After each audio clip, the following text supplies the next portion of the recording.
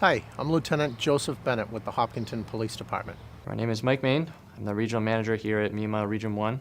My name is Andy Deshane, and I'm the Hopkinton Area Manager for the Boston Marathon. So the marathon is, it's really tradition. The entire community embraces the Boston Marathon. It's part of the history and the fabric of the area. We are truly proud to welcome over 40,000 people from all over the world to our small town. It's one of the most unique marathons in the world, and we have a straight line of 26.2 miles through 8 communities that really pose a lot of challenges in terms of security. We take it very seriously to ensure that we provide a safe and fun day for everybody that comes to town. We spend a lot of our time planning, and the plans really are all around safety. This year, the decision was made to incorporate drones into our security plan. We identified two key areas where we wanted to enhance our coverage. One is the Runners Village, and one is the downtown area around the Common.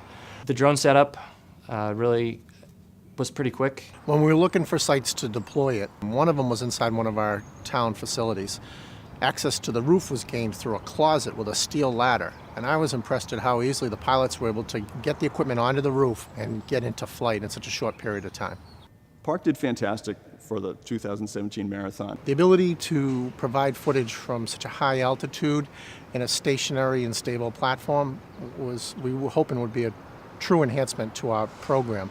We had slightly windy conditions, but it was rock solid. We really saw the benefit of being able to keep eyes on on the ground 24/7 if we needed it, knowing that the tethered drones can fly longer than 10 to 15 minutes. It was an all-day thing, so we managed to be able to pick up video of everything that happened. We're able to have sustained incoming footage and the ability to move the cameras and zoom in on areas of concern. This year we had a medical event at the start line where an elderly person had succumbed to the heat. We immediately dispatched the medical resources to the person, but while that was happening, we were able to redirect the drone through our communication stream to get eyes on the person and identify the exact location of the person. So there's a couple different locations that we work out of. There's our Unified Command Center, which is kind of the big planning and information hub. And then the town of Hopkinton has their own EOC open where they can see locally all what's going on. For us inside the command post, the greatest surprise was the quality of the video that was being presented, both in streaming video and in thermal imaging. We were able to see things at a high level of detail that really made a difference. That ability to stream that back to our command post without having to build a wire network or another infrastructure to support it, and having it simply as a web app was fantastic. And so it was a great information sharing and video sharing use of the drone to be able to see at all those different locations, have them be able to see the video, see what was going on in different locations where they normally wouldn't have access to see, on top of some of the other cameras that are deployed that are mostly fixed cameras. We're able to move the drone cameras around, be able to get kind of a 360 view, which is more of a unique thing than we've ever had in the past.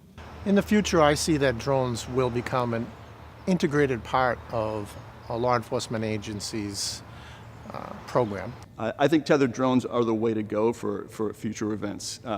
We very often have these discussions with public safety officials, and it's difficult to get mobile drones, if you will, approved because of the safety issue. With a tethered drone like this, I think it's absolutely the way to go. It's a much easier conversation to have with public safety people. I think a lot of the other communities have seen kind of the ability and the usefulness of having those eyes in the sky looking down at different areas. Again, going back to the tethered piece of this, it's such a difference to be able to have a drone up in the air all day or for a number of days if you need to.